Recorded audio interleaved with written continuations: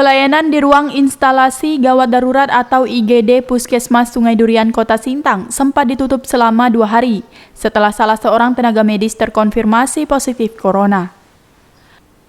Kepala Dinas Kesehatan Kabupaten Sintang, Sintolino, dalam surat resminya juga telah mengkonfirmasi melalui media sosial bahwa layanan IGD Puskesmas Sungai Durian ditutup sementara mulai tanggal 14 dan 15 November 2020. Memperhatikan hasil pemeriksaan swab bagi petugas medis di setiap puskesmas yang ada di Sintang, terkonfirmasi pada hari Jumat 13 November 2020, ditemukan 1 orang tenaga medis Puskesmas Sungai Durian terkonfirmasi positif COVID-19. Maka untuk sementara unit pelayanan IGD di puskesmas tersebut ditutup selama 2 hari. Kadis Kesehatan Kabupaten Sintang, Hari Sintolino mengatakan, pada hari Jumat malam telah ditemukan 1 orang tenaga medis yang terkonfirmasi COVID-19, sehingga layanan IGD harus ditutup sementara pada tanggal 14 dan 15 November 2020. Akan tetapi pada hari Senin 16 November 2020, layanan IGD tersebut telah dibuka kembali dengan memberikan shift kepada para tenaga medis yang ada di Puskesmas Sungai Durian tersebut dengan mengurangi sebanyak 50%.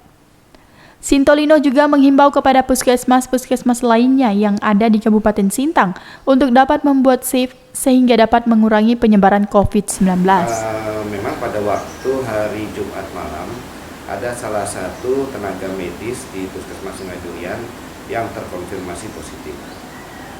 Sebagai akibat daripada itu, maka pada hari Sabtu dan hari Minggu IGD Puskesmas Sungai Durian itu kita tutup sementara untuk proses desinfeksi.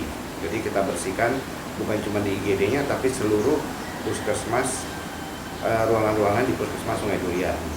Kebetulan hari Sabtu dan Minggu kan juga libur poli-poli kecuali IGD.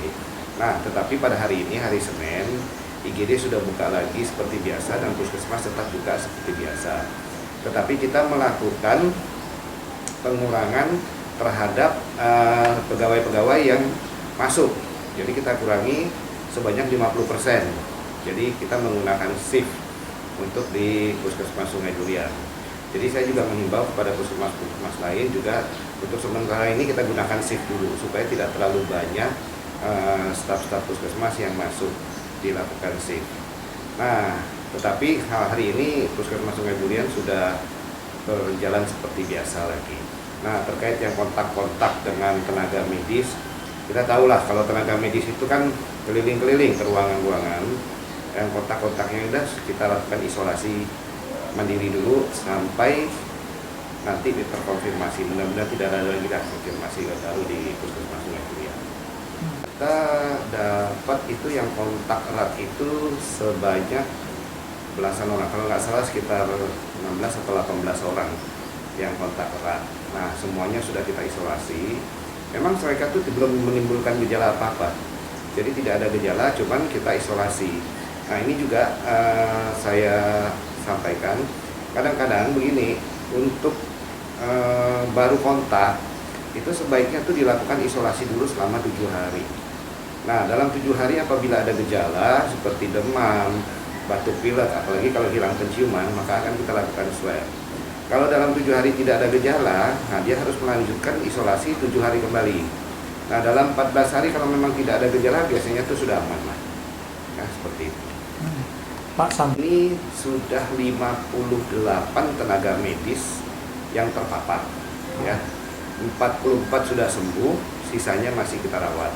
Tapi semuanya itu dari yang gejala tanpa OTG, orang tanpa gejala sampai gejala ringan.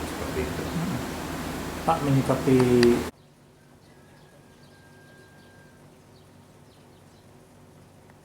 Lukman, Sintang TV melaporkan.